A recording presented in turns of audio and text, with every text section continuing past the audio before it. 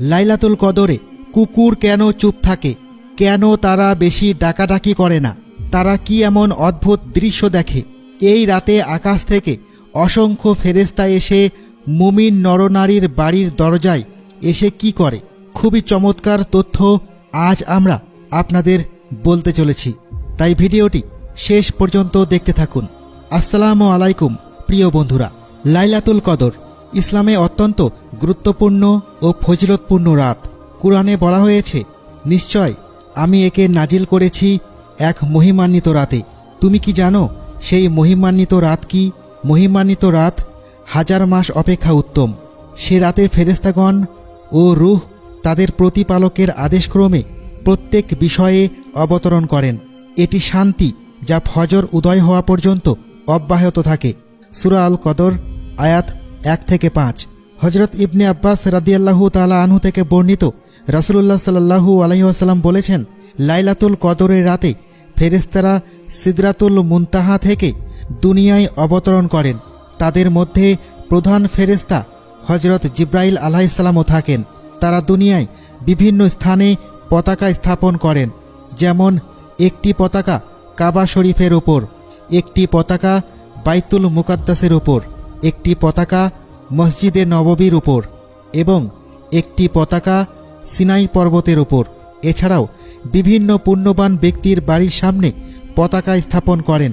ফেরেশতারা এই রাতে ঈমানদার বান্দাদের ঘরে প্রবেশ করেন, যারা ইবাদত বন্দিকেতে মশগুল থাকেন। তারা প্রতিটি মুমিন নরনারীর জন্য কল্যাণের দোয়া করেন।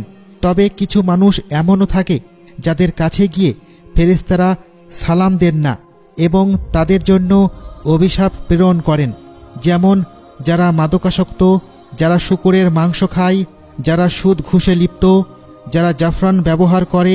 তবে কিছু বর্ণনায় এসেছে যে জাফরানের অপব্যবহার করা হলে ফেরেশতারা তাদের উপর অসন্তুষ্ট হন। মুসনাদে আহমদ হাদিস নম্বর 519। লাইলাতুল কদরের ফজিলত সম্পর্কে হযরত আবু হুরায়রা রাদিয়াল্লাহু তাআলা আনহু বর্ণনা করেন, রাসূলুল্লাহ সাল্লাল্লাহু আলাইহি ওয়াসাল্লাম বলেছেন, যে ব্যক্তি ঈমানের সাথে ও সওয়াবের আশায় লাইলাতুল কদরে ইবাদত করবে, তার পূর্ববর্তী সমস্ত গুনাহ মাফ করে দেওয়া হবে। সহিহ বুখারী হাদিস নম্বর 1901, সহিহ মুসলিম হাদিস নম্বর 760। এই রাতের আরেকটি বৈশিষ্ট্য হল ফেরেশতারা মুমিনদের ঘরে গিয়ে মুসাফা করেন। ইবনে আব্বাস রাদিয়াল্লাহু তাআলা আনহু বলেন, ফেরেশতারা হযরত জিবরাইল আলাইহিস সালামের নির্দেশে দুনিয়ায় ছড়িয়ে পড়েন এবং প্রত্যেক ছোট বড় ঘর, জঙ্গল কিংবা নৌকায়, এমনকি যেখানে একজন মুসলমানও থাকে, সেখানে গিয়ে সালাম দেন এবং মুসাফা করেন। লাইলাতুল কদরের রাতে কুকুররা কেন চুপ থাকে? অনেকে বিশ্বাস করেন যে এই রাতে কুকুর ডাকতে চায় না বা চুপ থাকে। যদিও কুরআন ও সহিহ হাদিসে সরাসরি এই ব্যাপারে কিছু বলা হয়নি, তবে ইসলামিক স্কলাররা কয়েকটি সম্ভাব্য ব্যাখ্যা দিয়েছেন। প্রথমত, ফেরেশতাদের অবতরণ। হাদিসে এসেছে, ফেরেশতারা যেখানে অবতরণ করেন সেখানে শয়তান প্রবেশ করতে পারে না।